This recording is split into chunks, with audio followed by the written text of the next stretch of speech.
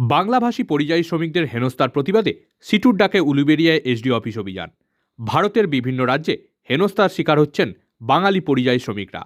এই অভিযোগ তুলেই বুধবার বিকেলে বামপন্থী ট্রেড ইউনিয়নের ডাকে উলুবেড়িয়ায় মহকুমা শাসকের দপ্তরের সামনে প্রতিবাদ সভা অনুষ্ঠিত হয়। এদিন উলুবেড়িয়া স্টেশন চত্বর থেকে মিছিল করে উলুবেড়িয়া মহকুমা শাসকের দপ্তরের সামনে পৌঁছান সিটুর কর্মী সমর্থকরা। প্রতিবাদ সভার পাশাপাশি মহকুমা শাসকের কার্যালয়ে এদিন ডেপুটেশন দেয় বাম নেতৃত্ব। এদিনের এই সভায় উপস্থিত ছিলেন সিপিআইএম নেতা সাবির উদ্দিন মোল্লা, হাওড়া জেলা সিটুর সাধারণ সম্পাদক সমীর সাহা সহ অন্যান্য নেতৃত্ববৃন্দ।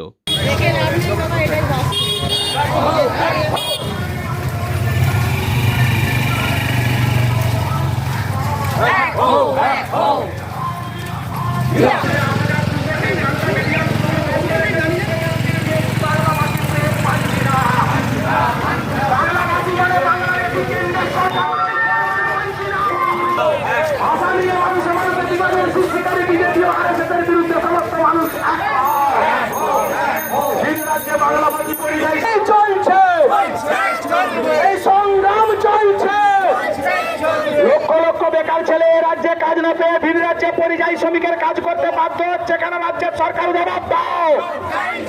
রাজ্য জুড়ে ৮,২০০টি বাংলা মিডিয়াম স্কুল বন্ধ রেখে মুখ্যমন্ত্রীর মেকি বাংলাভাষী প্রেম মানছি না।